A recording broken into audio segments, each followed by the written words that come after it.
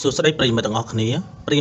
ប្រហែលជាបានឮនិងបានអាននៅព័ត៌មានដ៏ល្បីល្បាញរបស់កីឡាការិនីវ័យក្មេងជាសាខាន់ ដែលបាននាំយកនៅមេដាយមាសក្នុងព្រឹត្តិការណ៍កីឡាអាស៊ីមកជូនដល់ប្រទេសកម្ពុជាផងដែរក៏ប៉ុន្តែលោកអ្នកប្រហែលជាមិនទាន់បានដឹងអំពីប្រវត្តិរបស់កីឡាការិនីវ័យក្មេងដ៏ស្រស់សោភាដែលមានឪពុកជាជនជាតិខ្មែរនិងម្ដាយជាជនជាតិអេស្ប៉ាញយ៉ាងណានៅឡើយនោះទេប្រិយមិត្តទាំងអស់គ្នាបានដឹងហើយថាកាលពីថ្ងៃទី24ខែសីហាឆ្នាំ2018កីឡាការិនីវ័យក្មេងឈ្មោះថាចេះសាខាន់បានបង្កើតនៅប្រវត្តិសាស្ត្រឲ្យកម្ពុជាក្នុងការឈ្នះនៅមេដាយព្រឹត្តិការណ៍កីឡាអាស៊ីឆ្នាំ2018នៅប្រទេសឥណ្ឌូនេស៊ីក្នុងប្រភេទកីឡាជឿជីតស៊ូប៉ុន្តែមហាជននៅប្រទេសកម្ពុជាភាគច្រើនគឺមានមនុស្សចំនួនតិចតួចតែប៉ុណ្ណោះដែលបានស្គាល់អំពីប្រវត្តិរបស់កីឡាការិនីរូបនេះកញ្ញាចេសាខាន់កើតនៅថ្ងៃទី16ខែតុលាឆ្នាំ2001នៅតំបន់ Corpus Christi រដ្ឋ Texas សហរដ្ឋអាមេរិកនាងជាកូនទី2ក្នុងចំណោមបងប្អូន6នាក់ដែលមានឪពុកឈ្មោះថា Peter Elkan ដែលជាជនជាតិខ្មែរកើតនៅរាជធានីភ្នំពេញនៃប្រទេសកម្ពុជានិងម្ដាយឈ្មោះថា April Marinkan ជាជនជាតិអេស្ប៉ាញលោក Peter Elkan ជាឪពុកបានបញ្ជាក់ថាភរិយារបស់លោកមិនមែនជាជនជាតិមេស៊ីកូដោយដែលព័ត៌មានមួយចំនួនបានចុះផ្សាយនោះទេលោក Peter Elkan បានប្រាប់ថាកូនស្រីរបស់លោកបានចាប់ផ្ដើមហ្វឹកហាត់នៅឆ្នាំ2010តាំងពីនាងមានអាយុ8ឆ្នាំមកម្លេះនៅលើប្រភេទកីឡាជឿជីតស៊ូនេះបន្ទាប់ពីហ្វឹកហាត់ច្រើនឆ្នាំកន្លងមកកូនស្រីរបស់លោកក៏បានចូលរួមព្រឹត្តិការណ៍ប្រកួតនៅព្រឹត្តិការណ៍ក្នុងតំបន់អាមេរិកអឺរ៉ុបនិងពិភពលោកជាច្រើនរហូតដល់ឆ្នាំ2018នេះតែម្ដងឪពុករបស់ចេសាខាន់បាននិយាយជំវិញមេដាយមាសនេះថាគ្រួសាររបស់ខ្ញុំពិតជាមាននៅភាពរំភើបរីករាយជាទីបំផុតនិងមោទនភាពដែលកូនស្រីនាំមេដាយមាសជូនប្រជាជនកម្ពុជាទាំងអស់នេះមិនមែនកាត់ឡើងដោយចៃដន្យនោះទេប៉ុន្តែវាកាត់ឡើងដោយការខិតខំប្រឹងប្រែងការត្រៀមខ្លួននិងការលះបង់របស់នាងទើបបានសម្រេចលទ្ធផលដ៏ល្អក៏ប្រសើរបែបនេះសមិទ្ធផលរបស់កញ្ញាចេសាខាន់គ្រាន់តែនៅក្នុងឆ្នាំ2017និង2018នេះ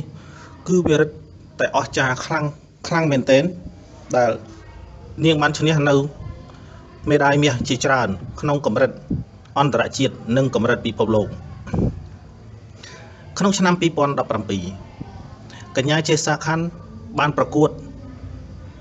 នៅកីឡាជឿជីស៊ូជើងឯកអឺរ៉ុបដែលមានឈ្មោះហៅថា European Championship ឈ្នះមេដាយមាសទី2ឈ្នះមេដាយមាសពីការប្រកួតជើងឯកអាមេរិក PAN American Championship ទី3ឈ្នះមេដាយមាសពីការប្រកួតជើងឯក Las Vegas Open 2X ទី4ឈ្នះមេដាយមាសពីការប្រកួតជើងឯក San Diego Open 2X ទី6ឈ្នះមេដាយមាសពីការប្រកួតជើងឯកពិភពលោក World Championship 2X ទី7ឈ្នះមេដាយមាសពីការប្រកួតជើងឯក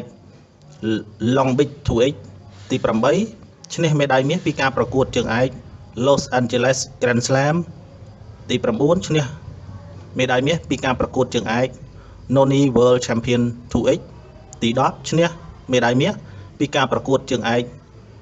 ជឿជីតស៊ូ World League 2X ចំណែកនៅក្នុងឆ្នាំ2018វិញកញ្ញាបានឈ្នះនៅមេដាយមាសជាច្រើនផងដែរទី1ឈ្នះមេដាយមាសពីការប្រកួតជើងឯក Los Angeles Open 2X ទី2ឈ្នះមេដាយមាសពីការប្រកួតជើងឯក Tape Out Cancer ទី3ឈ្នះមេដាយមាសពីការប្រកួតជើងឯក Grand Seas National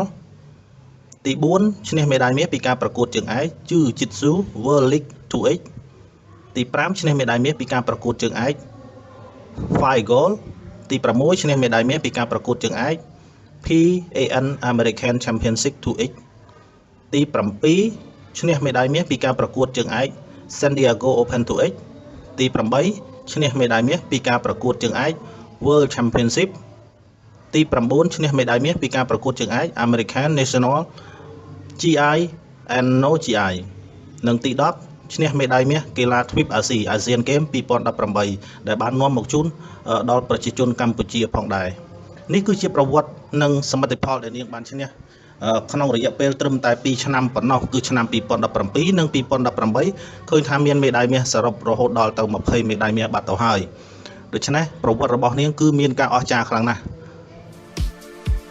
តើលោកអ្នកមាន account website កំសាន្ត bwin 2888ហើយឬនៅសូមចូលទៅកាន់ link នៅខាងលើឬនៅខាងក្រោមវីដេអូនេះដើម្បីចុះឈ្មោះដោយឥតគិតថ្លៃលេងកំសាន្តដោយមិនចាំបាច់ដំឡើង app ដាក់ប្រាក់ដកប្រាក់និងកំសាន្តសម្បូរបែបតាមទូរស័ព្ទដៃបានគ្រប់ពេលវេលាគ្រប់ទីកន្លែង